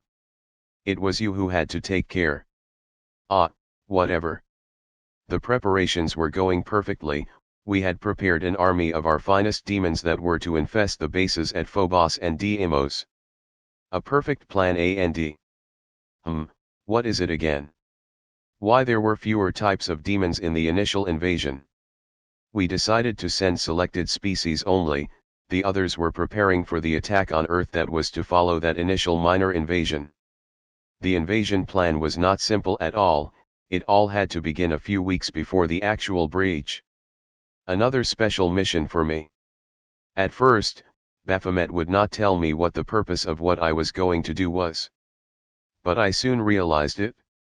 Baphomet called upon me and gave me orders of a mission that back then seemed as a digression that could not be understood. There are many ancient buildings in hell that we call ethereal. They are as real as the others, but they have the ability to become invisible, and an experienced gatekeeper could easily teleport those buildings all over hell, or to other worlds. One such place you have seen, the Fortress of Mystery. And it was my mission to secretly transport the fortress to Deimos. Something that no gatekeeper had done before. And I did. And no one in the Deimos base noticed anything. Not that there was anything to notice, just some short flashes of light and a tall tower that appeared for a second before becoming completely invisible once again. I was there, in the fortress's throne chamber, and I watched. All my minions had been ordered to be perfectly quiet. No noises, no movement, we couldn't risk disturbing the invisibility. I was again in your universe, though not on Earth but on Deimos. A complete demonic fortress near the base, and none of the humans even suspected about it. You were on Mars at that time, completely not realizing that I was so close, just some. I don't know how many, miles above your head. And I spent a week there, slowly preparing for my special task. And it was indeed important. Baphomet needed a piece of your own universe in hell so that his plans of opening numerous giant gates on Earth could be fulfilled. Deimos was chosen to be that piece, for its older base offered a lesser challenge to our hordes. The Fortress of Mystery, hell's most powerful ethereal edifice, was to be the focusing point of the greatest teleportation spell ever attempted in hell. The spell was to be cast by two demons. One was Baphomet himself. The other was me. And my ritual circle was already prepared, as was Baphomet's, on a special platform in front of him. Iron Eichel, you used that same rising platform to kill him. The time came. I felt that the humans were about to open a gate for their experiments and the other 12 gatekeepers were ready to take control over it. My personal escort of Barons of Hell and Cacodemons was to attack the buildings close to the fortress and then return to the fortress's dungeons to await further orders. And I was ready to cast the spell. The minutes passed slowly. My great patience was tested heavily in those moments. And then I felt that a gate was opened, the humans had just sealed their doom. Another feeling came shortly after that, the gate was under Hell's control and the humans' computer systems had gone berserk. I could feel the humans' initial panic. Then invaded the demonic hordes. Barons of Hell, demons, cacodemons, and imps came out of the gates and killed the shocked scientists and marines in seconds. They spread out of the anomaly that was already overrun, and attacked the other buildings. A few shots indicated the marines' pathetic efforts to defend themselves, but soon they were all dead, torn into pieces by Hell's ravenous minions. The others, still crying with terror and praying for mercy, were taken for zombification. In less than 5 minutes, the whole compound was nearly overrun. It was at that moment that I felt Baphomet's call and I turned my attention towards the highly volatile spell. Flashes of lightning and primal energy covered Deimos' sky as a powerful sphere of energy was about to enclose it. A loud scream-like noise and powerful hissing filled the air and deafened all other sounds. A powerful tremor shook the ground, and seconds after that I felt that I was in hell once again. Deimos was hovering above Inferno. Armies of lost souls immediately descended upon it and exterminated all opposition that was still trying to resist the onslaught. Deimos was under our control. I went out of the Fortress of Mystery and was surprised to meet the Cyberdemon's overlord. He told me what Baphomet's orders were. The master of the Spider Masterminds was put in command of the Mars invasion because Baphomet was busy preparing for the assault on Earth. In his Fortress of Dis, the Master Spider was about to command the assault on Phobos and keep watch over Deimos. And he also had to plan an attack on Mars itself. Yes, we were planning to wipe out the colony on Mars as well, but the death of the Master Spider signaled the failure of that plan.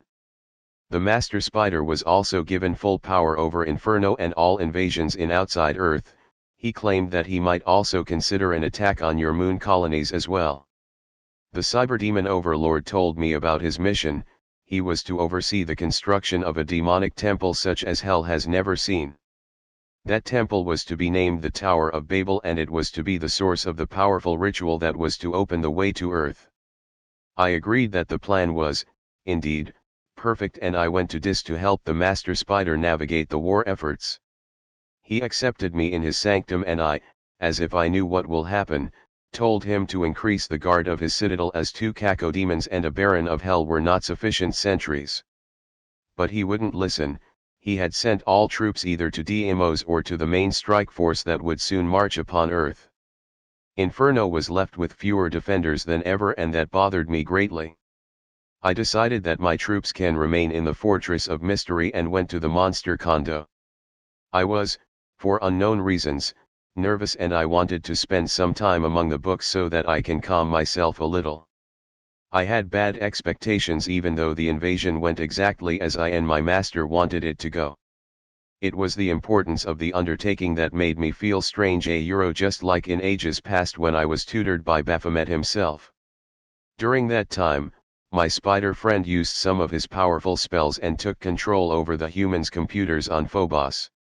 A gate was opened and a strike force, consisting only of imps and demons, invaded Phobos, led by 2 Barons of Hell, who were to rule over the overrun base.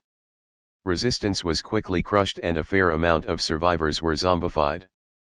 Now we had Deimos in Hell and an outpost in your universe, Phobos. But an outpost should not be poorly defended as Phobos was.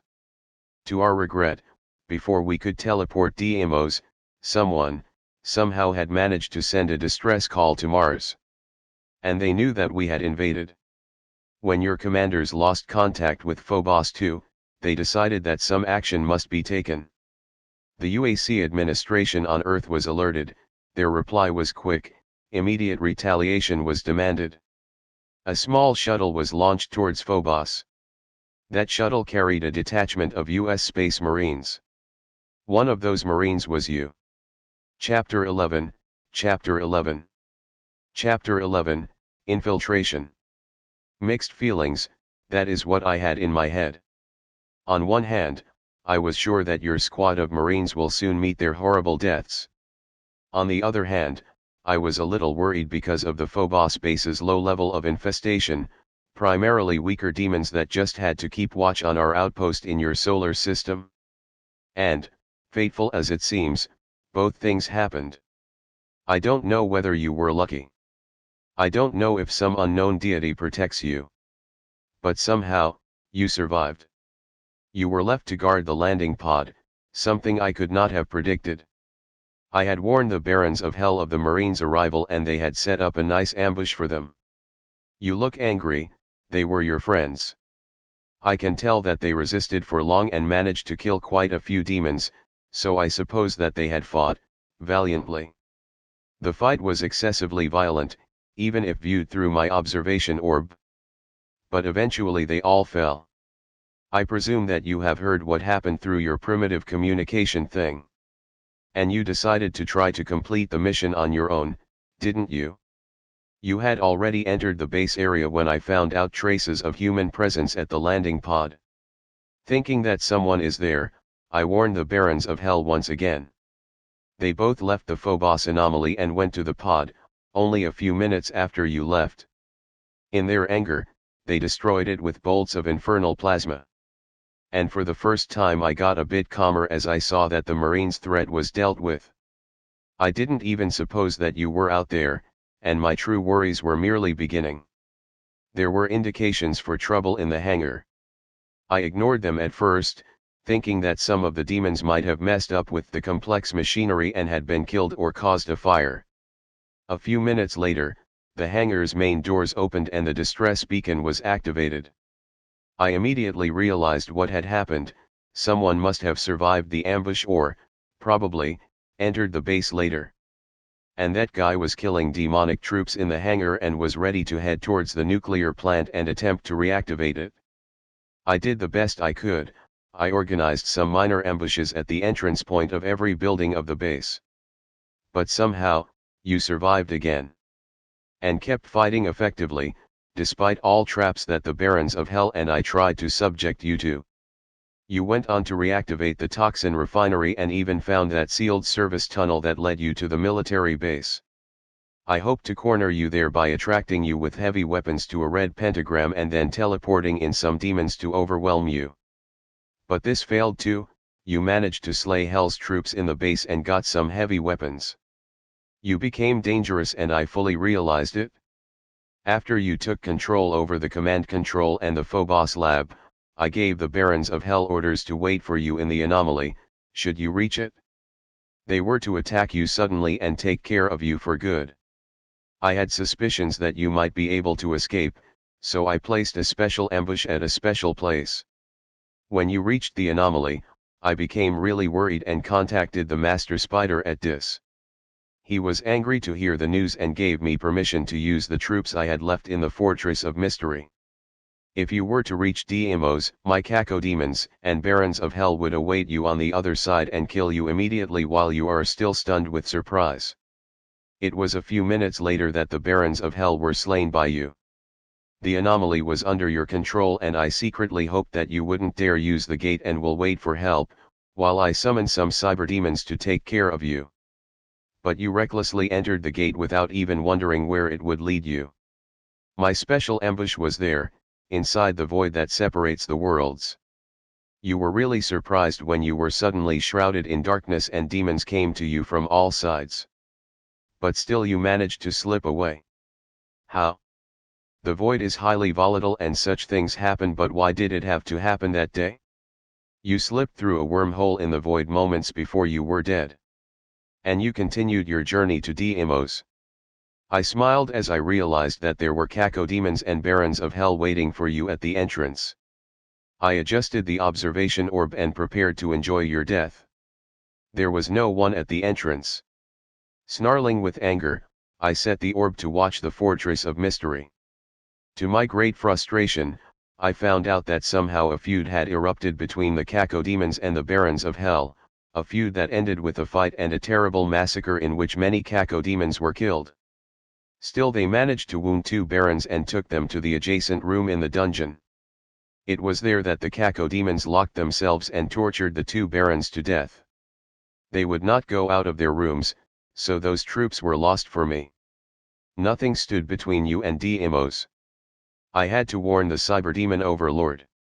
He appeared to be preoccupied with the construction of the Tower of Babel and told me that he would accelerate the construction and would leave some demons hiding among the crates in the containment area. He promised me that you would never survive the passing through that storage. But I somehow didn't trust him, so I went to Inferno to prepare the defenses there, just in case you go down to hell instead of exploring the Demos base. I warned the demons in Pandemonium and the Unholy Cathedral to be ready for anything, as a mortal had entered hell. Then I hurried to the other side of the continent looking for detachments of demonic warriors who were free to come with me for a special mission. Alas, every single demon in hell was already engaged for the upcoming assault on Earth. They were waiting for the moment when the ritual would finally open enormous gates to Earth and the children of darkness would flow out and put an end to humanity. I hoped you would try to go back to Phobos and report your status to your masters. But unfortunately, you noticed the construction site of the Tower of Babel from the height where you stood after going through the Demos anomaly. I guess you recognized its demonic nature immediately and decided that it would offer you the chance to fight against the invaders that had plunged the UAC colonies in terror. Your courage deserves admiration, that is for certain. Your fear was dampened by your determination. You seemed to be eager to find out what was going on at that construction site. I have always thought that you, humans, always try to preserve your lives, and for that reason you avoid risks and dangerous places. Completely defying those principles, you decided to risk going through the whole base and explore the tower's site. I think that anyone else of your marine comrades would have decided to run away. Back then, I was sure that the cyberdemon overlord would quickly show you the true meaning of pain and the strange crisis would be over. Without the distraction that you created, hell's attention could turn towards the inevitable defeat of humanity. But one thought couldn't give me peace: you had survived Phobos. You had gone through the gate. You had infiltrated hell itself. Chapter 12, Chapter 12. Chapter 12, Gateway. I could not allow your infiltration to stop our plans. I made sure to put all kinds of obstacles in your way. I tampered with the Demos base's main computer and blocked the passageways in such a way that you would have to pass through all base buildings before reaching the tower construction site. Indeed, I succeeded in slowing you down. As I felt that demons were dying throughout the base, I knew that you, even though it seemed impossible, advanced through its demon-inhabited halls and came closer to your goal. The containment area was supposed to stop you. Many demons were hiding among the many crates, waiting for you to show up so that they could feast on your flesh. Your training must have been very good. Your skills of sneaking around the storage crates and killing my minions quickly really impressed me. Concerned with blocking the building's exits, I had put fewer demons at special areas where special equipment was stored. You found some of those high-tech control rooms, whose switches opened hidden stashes that provided you with weapons. Too late to correct that mistake, I devised some other plan to lure you into the Fortress of Mystery in hope that my minions there would put an end to you. Then I had to go somewhere else. The Tower of Babel's constructions was going well. The base was done and now the tower itself was to be built. The base consisted of a great temple of Baphomet with 6 altars and a giant sacrifice pit. The floors of the tower were to be unholy reliquaries that would hold the cursed remains of archviles humans sent to hell for their terrible blasphemous deeds. The purpose of the temple and the reliquaries was to channel Baphomet's unholy power when the cyberdemon overlord begins the ritual. He had to be alone with only a few lost souls to assist him at that time. So I decided to seek out Baphomet and inform him about the crisis, the crisis that concerned one specifically tough and stubborn space marine. Ah yes, that was you. Baphomet was really angry. The whole citadel trembled as he shouted in his anger. He told me to organize the troops for the assault on Earth and to coordinate their efforts to quickly discover ancient demonic sites that were left on the Earth by other gatekeepers. The Temple of Darkness was not to be used in the war, to my great disappointment. I also had to choose a gate that would have the central role in the invasion. Many gates would be opened, but after the first day/night cycle only one would be left open, in order to prevent the highly unlikely human retaliation assaults into Hell. I had already thought about that, and I had designed a scheme for a city, a central neighborhood of which would be transformed into Hell's primary outpost on Earth. It would also be not particularly special in appearance, so that you humans are fooled but who would suppose that the city I had chosen was your own hometown? Coincidence? A sign of fate? Or yet another manifestation of the illogical nature of the whole universe? Half an hour later I saw the mighty armies of Hell, waiting on the vast plains of sorrow.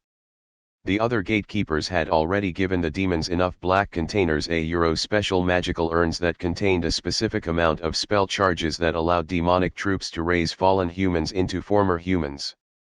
We would thus quickly accumulate a great army of undead, and our army would grow in size. I moved along and instructed the warlords. They had to look for secret demonic sites all over the Earth and unravel them in order to utilize the powers and artifacts that were hidden therein. A great priority was the raising of revenants as soon as possible, so I instructed some Hell Knights to quickly move towards a special place in the Rocky Mountains, I still remember that name, where a small demonic stash was hidden. Therein was stored a black tome that contained the lore of revenants summoning the ghostly warriors who would arise from the dead to serve us once again. I remembered of a place near the city that was to be our main base, the Temple of Perfect Hatred, that contained powerful demonic artifacts, black containers, healing potions, spiritual armor, and a cyberdemon. The temple was well hidden in a natural fissure close to some caverns and a lake of lava. I also recommended the discovery of an ancient Baphomet chapel, built by some of his corrupted human followers in ages past. That temple contained some dark powers that would grant our troops greater power. I also had to think of the troops' nourishment and healing, as we would be far away from the House of Pain. Food it is everyone's necessity I quickly reasoned that we could transform some of your own factories into facilities that would crush human bodies and extract their blood. As for healing, every waste treatment facility would do perfect job after being transformed to mix human blood and toxic waste, in precise proportions, and create a vile mixture that would heal us. I also had plans for the usage of a powerful demonic drug, but Baphomet decided that we would not need it for now, and the facility construction takes too long. I knew that well, so I agreed and instead decided to appoint some archviles in Hell who had to go the area known as Blood Falls and work on a special task I gave them €. You had, in the meantime, entered the Fortress of Mystery after making that amazing discovery that there was actually an invisible building. But the fact that the Barons and the Cacodemons were separated was the failure of the plan. You managed to slay both groups, but you were seriously injured. I hoped that the blood loss would finish you off, but you had already gathered sufficient knowledge of Hell and managed to use a soul sphere to heal yourself. Enraged, I warped into the Tower of Babel and was pleased to find out that it was complete. Knowing that you were very close, I gave the order for the ritual to begin and went back to the Plains of Sorrow where the troops were awaiting. But I knew that an observation orb would not interrupt the spell, so I watched carefully. The Cyberdemon Overlord stood in the sanctuary's center, between the 4 dead Barons of Hell, and chanted ancient spells, known only to the infernal inhabitants of the Obsidian Canyons. As the lost souls began their ghostly singing, I felt tremendous power moving around the tower in the form of shining clouds of magical energy. Tremendous bolts lightning shattered the skies and a halo of sparkling gas covered the tower's roof. The incantations were intensifying and slight tremors shook the whole tower. Unnatural light was shining from all windows of the edifice. The cyberdemon reached the climax of the spell, at which he screamed with full force and his body was hardly enduring the swirling energies that threatened to tear it into pieces. He went silent. Seconds after that, a powerful crash was heard and a roaring stream of energy poured out of the tower and hit Hell's skies. I felt that tremendous energies permeated every corner of Hell and the very fabric of reality was twitching and pulsating in agony. A few seconds later, it became silent. No movement, not even wind disturbed the scene.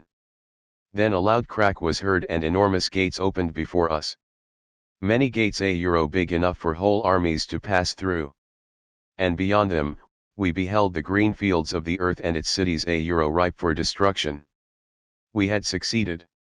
The invasion was about to begin. You did not notice at all what happened. You entered the tower after it was all over. The cyberdemon decided to wait for you on the building's roof and take care of you personally. I was busy commanding the troops in battle and I did not watch what happened on that roof. But I felt it. It must have been quite a fight you had up there. Your anguish and exhaustion could be felt. As could be felt your terror at the sight of that, which awaited you there. But soon afterwards, I felt a terrible eruption of energy which told me that the cyberdemon overlord had fallen. I was so surprised that I hastily summoned the other 12 and argued with them for a while. They, as before, tended to underestimate you. They told me that they had set up a levitation device that would allow you to descend into Inferno. Sure that you would decide to descend into Hell itself, they assured me that once you go down to Inferno, you will never survive. The demons there and the Master Spider would be your doom. They told me that Inferno's fortifications have been improved so there is no chance for you to escape to the other side of the continent, where Baphomet's citadel was. I agreed and decided to let you go into Inferno. I secretly hope that this time we will succeed. At the same time, the demonic armies marched on the earth and razed the unsuspecting sleeping cities.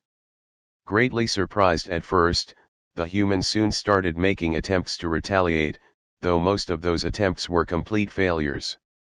Baphomet knew that you would all try to escape through your starport and he gave me a special mission regarding it. Something about a great force field Chapter 13, Chapter 13. Chapter 13, Conquest.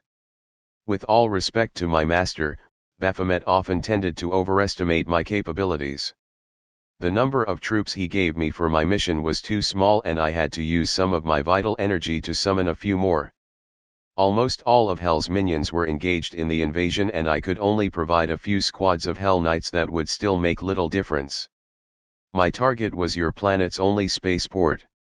It was too easy to assume that it is your weakest spot providing a great opportunity for us.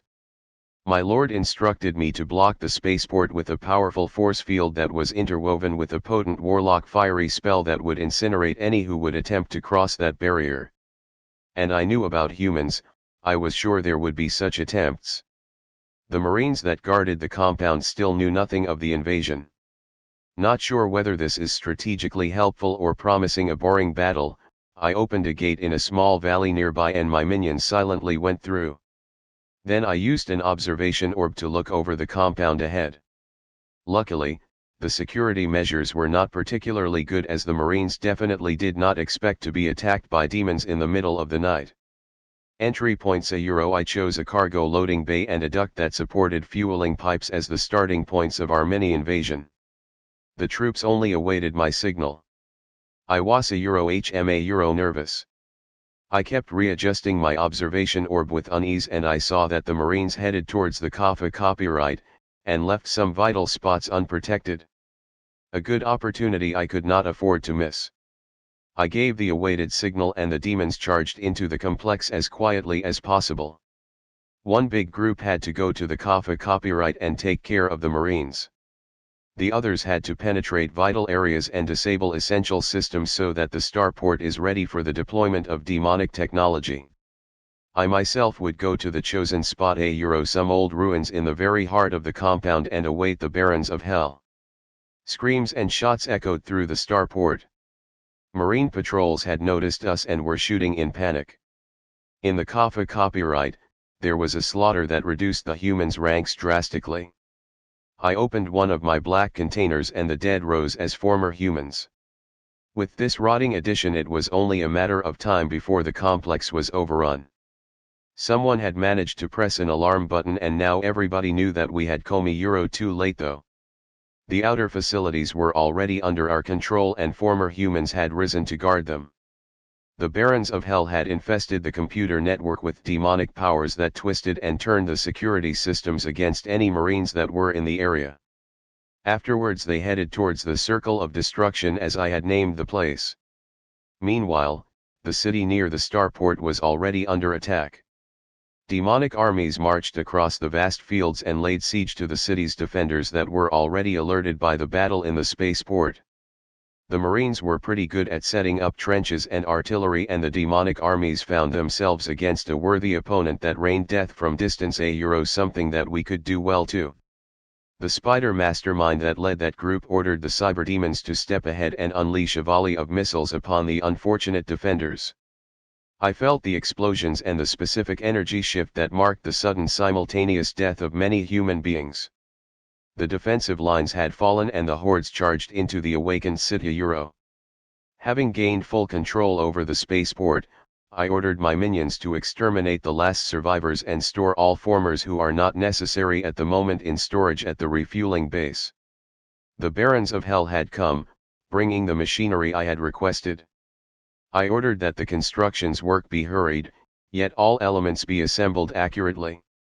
I definitely did not want an explosion. I commanded that cacodemons, arachnotrons, and an archvile be stationed in the area and guarded with their lives. The loud clank of the assembly work told me that the operation is going as I planned. Humanity would be trapped efficiently and have enough time to contemplate on the building of only one starport for the whole planeta before being exterminated. Yes, you don't need to ask your curiosity is like an aura around you. At that same time you had already descended into the Hell Keep and, to my regret, you had managed to pass through it and overcome the demonic guards. To top it all, you had found some weapons, though you were never able to access the Keep's demonic armories. The observation orb allowed me to see you marching towards the Slough of Despair, too confident for a man who was in hell itself. I decided that the Fortress of Pandemonium will be the last stop of your life, and I checked my workers. They were ready, the machines and magical components were set as I demanded. My workers had constructed the chamber of the switch exactly as I had designed it, with walls of human bones and flesh. I stepped forth and pulled the great lever. A powerful vibration made the whole area tremble. Machines started up as magical orbs sparked into life and the enchanted scrolls inside their metal cases shined with inner light. A strong crackling sound was heard, and a dark cloud began to form above the starport. My mission was done and I opened a gate to the town where my outpost was supposed to be. The gateway to hell was already opened there and I had to take care of its fortifications. As I walked into the portal, I looked back, a dome of fire and energy had closed over the starport, the force field was fully operational. The invasion could begin with full force. I really hate bad news. And my look must have been really evil because the Hell Knight who reported that you had entered the House of Pain cowered and started breathing quickly when he saw me. I needed every single demon, so I told him directly that I won't kill him and he went away relieved. I was really angry, you were becoming a serious obstacle and I could not leave things like that. I contacted the Master Spider and warned him. I implied that as my former servant he had to listen to me, I wanted him to send all troops from Mt. Erebus down into the plains to hunt you down. He wouldn't heed my warnings, he said that they are busy replenishing our warriors with healing potions and soul spheres and the work could not be stopped. The spider that led the invasion of the city had finished his jobs, the city was in flames and its citizens now roamed the streets as formers. The portal was set in an old central neighborhood in a reinforced edifice. I ordered the space between the buildings, some old dried up desolate park, to be filled with corrosive acid and blood for better protection. The spider was then sent to one of the buildings with the cyberdemon as a personal bodyguard. Another spider, who took care of the pathetic military bases in the region, made his headquarters in the hills nearby. Industrial facilities nearby were transformed for our needs. I insisted that one of the factories be used for crushing corpses so that we had an easy food supply. I also took care of the healing facility where toxic slime was mixed with blood. Pleased with what I've done, I sent warnings to the barons of hell who commanded the unholy cathedral and the stronghold at Mt. Erebus. For the latter, I advised him to lure you to the Warrens the resting place of the souls of the insane. There you would be confused by its close resemblance of the Hellkeep and ultimately fall prey to the cyberdemon there. As battles raged across the face of your planet, I watched your efforts and I must admit you fought well and really tried to resist us, no matter how foolhardy it seemed. In my orb, I saw an experimental UAC facility where they plan to train elite troops the Phobos troops that look like Marines but are clad in orange. Maybe that's why the UAC referred to this facility as Fear those elite troops were still in the beginning of their training and they were quickly slaughtered only one survived by an event that really upset me. Just before a missile killed him, a sudden surge in the fabric of reality created a vortex that sucked him in. I felt the same energy patterns as when Hitler's spirit left this world wherever the Phobos trooper went, it was the same place. Was it my imagination or I really beheld for a second a great arena somewhere beyond the boundaries of the universe? Later, I heard reports that one of those Phobos troopers was actually sent to Mars, and tried to infiltrate the overrun facility on Phobos. The same accident happened there just before he was slain by the demonic troops, a vortex of unknown origin opened, and within seconds, the trooper was sucked into it. Again, none of the demons could clearly explain where he went. I also heard rumors of the same accident happening with some of the regular, green-uniformed Marines. I do not know what those creatures were, and what they wanted with the soldiers they abducted, but I was sure that I should better not stand in their way. At the time of those accidents, the situation on Earth had developed, and the war between man and demon had escalated. A band of Marines had already tried to penetrate the starport force field their charred remains now remained as a dire warning for any other fools that would try to be heroes. The battles that raged in Earth's major cities had intensified as Hell's hordes marched victoriously against panicked humanity. Everyone wanted to escape into space but the force field precluded any such attempts. The Earth itself thundered as human and demonic armies clashed. War had broken out everywhere. Gripped by despair, mankind tried to somehow push the hideous invaders back and preserve their world. I don't blame them I recognize their courage to stand against us. That made defeating them even sweeter.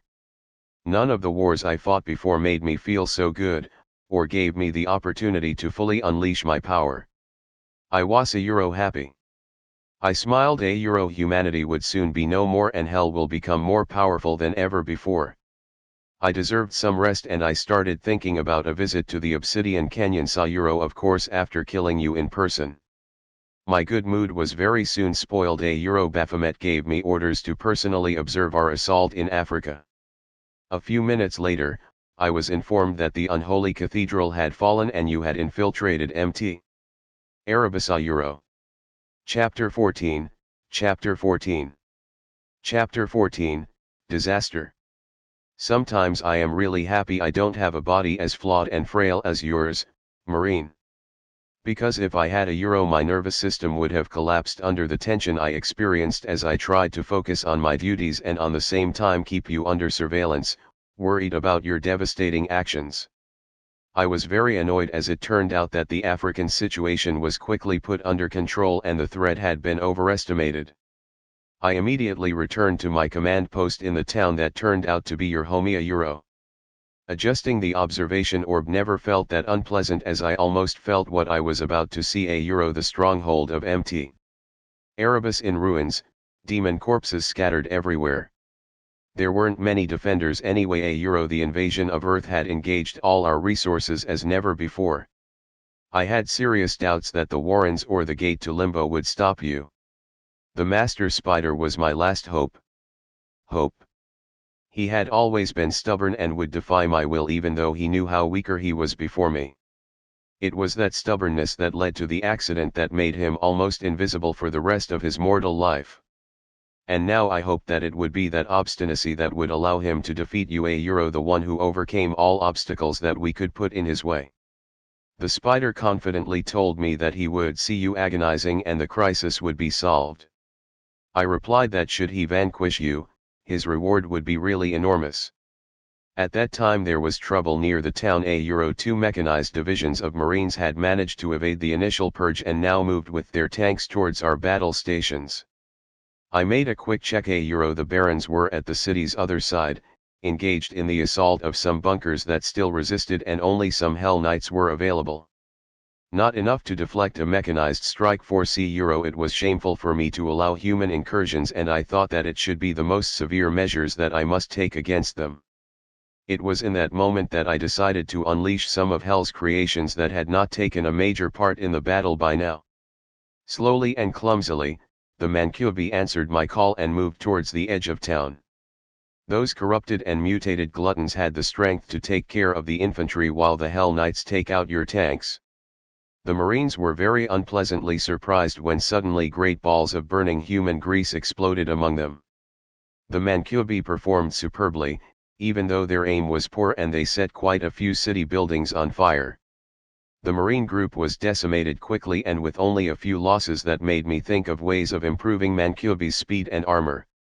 At the same time, the bunkers on the other side had managed to prepare their artillery.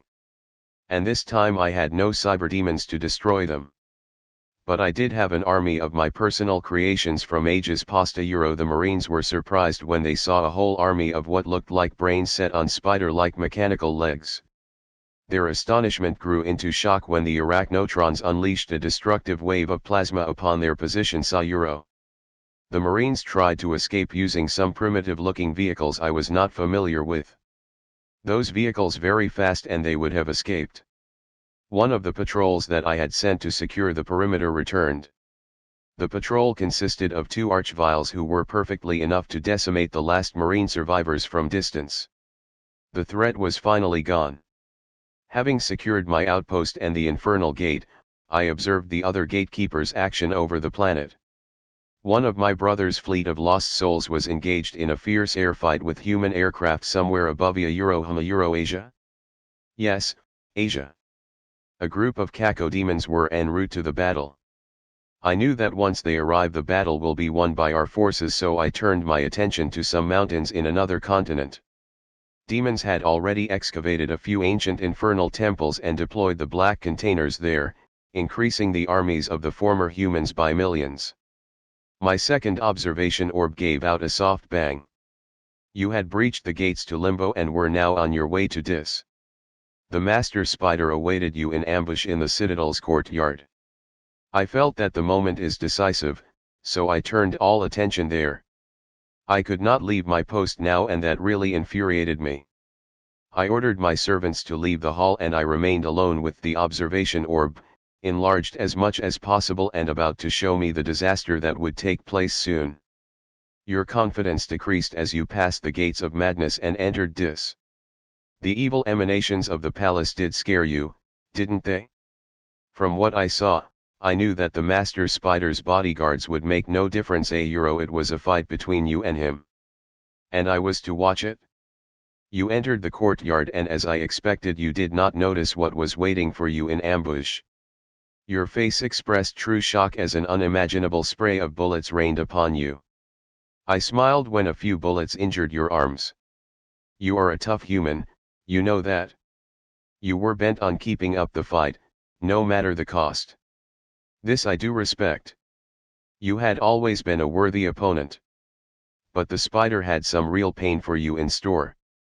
With a muffled crack 12 orbs appeared beside me. The other gatekeepers wanted to share the experience of the battle. They told me to sit and watch the end of my worries. The battle was breathtaking indeed.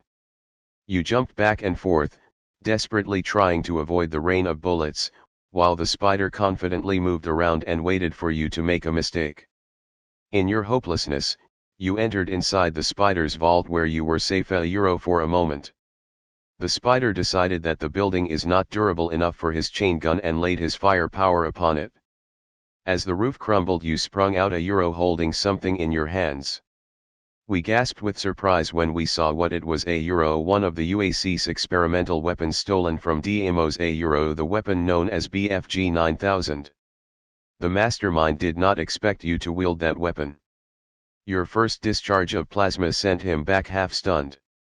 My worries rose again. I had some idea of the weapon's power.